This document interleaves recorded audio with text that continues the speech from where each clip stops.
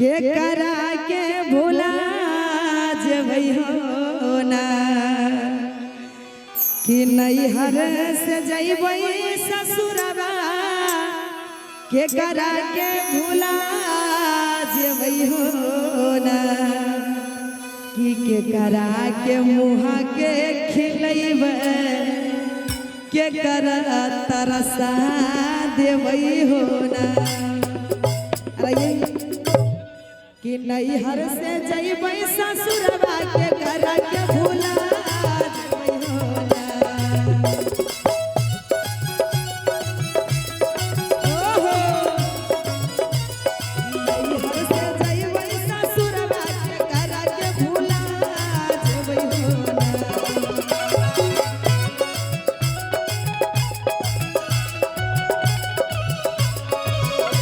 हो करा के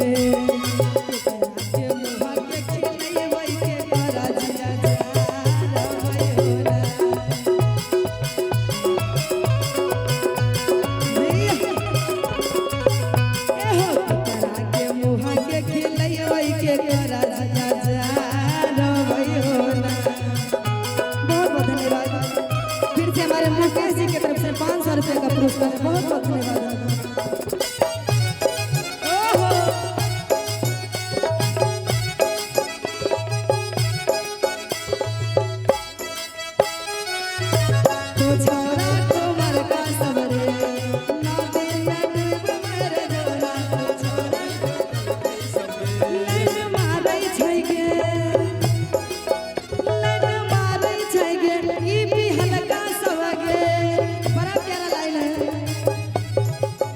हमारे मुकेश भैया तो शादीशुदा लग रहा है, कुंवर का सबको पीछे भेज दिए हैं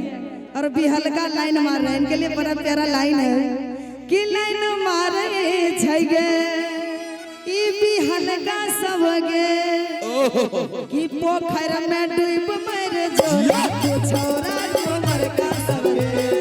नदी में डूब मर जो ना तू छोरा कुंवर का सब गे।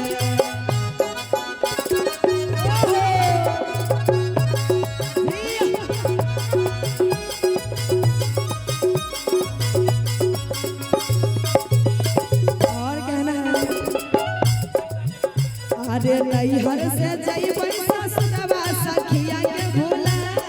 जबै हो ना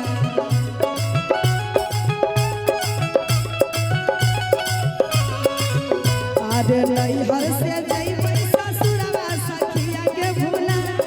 जबै हो ना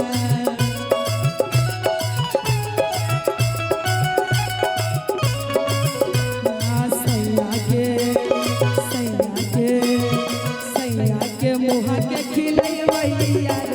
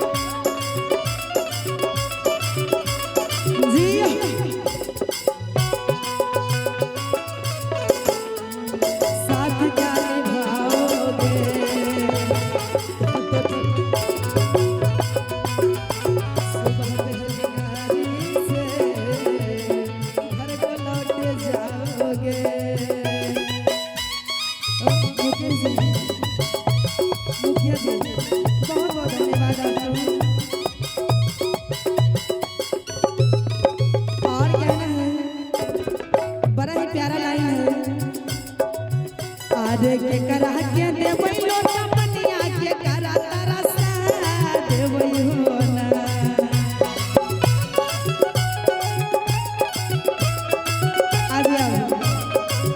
आधे के करा के देबै लोटा पनिया के करा तरसा देबै हो ना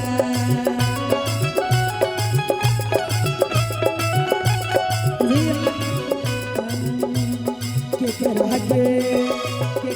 के मुहा के खिलैबै के करजिया